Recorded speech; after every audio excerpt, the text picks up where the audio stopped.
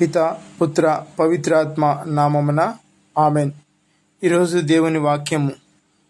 ధనవంతుడు పరలోక రాజ్యములో ప్రవేశించుట కష్టము. మత్తయి 19:23. జీవితంలో ప్రతి ఒక్కరికి ధనం అవసరం. నేటి ఆధునిక యుగంలో విజయం సాధించాలన్నా, ఉద్యోగం సంపాదించాలన్నా, పనికి శ్రీకారం చుట్టాలన్నా డబ్బు చాలా అవసరం. డబ్బుని అనర్థాలకు ఉపయోగించిన ఎడల దాని ప్రతిఫలము శూన్యము. డబ్బు పరుపులు కొనగలదు, కానీ నిద్ర కొనలేదు.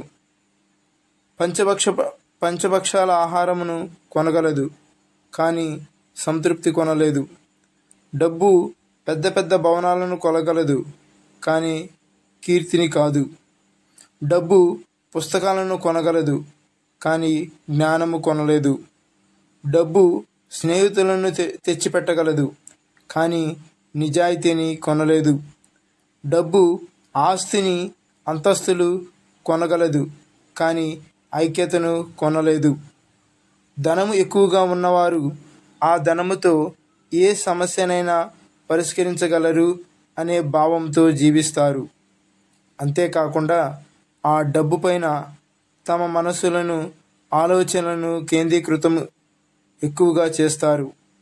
ధనముపై ఎక్కువగా ఆశ చూపించేవారు కుటుంబ సభ్యులను, స్నేహితులను కోల్పోతారు.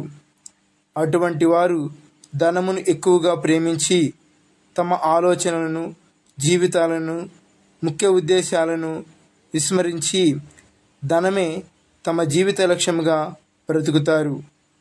వారు కుటుంబం, సమాజం, దేవుని పట్ల బాధ్యతను కోల్పోయి తమ వ్యక్తిగత ఆలోచనలను, క్రియలను బట్టి జీవిస్తారు. బహుశా ప్రభు ధనవంతుడు పరలోక రాజ్యములో ప్రవేశించుట కష్టము అని ఇలాంటి వారిని ఉద్దేశించే పలికినారు. ధనము మంచిదే. ధనము ఉంటే చాలా సేవా కార్యక్రమాలు చేయవచ్చు. కానీ ధనమే దైవంగా జీవించకూడదు.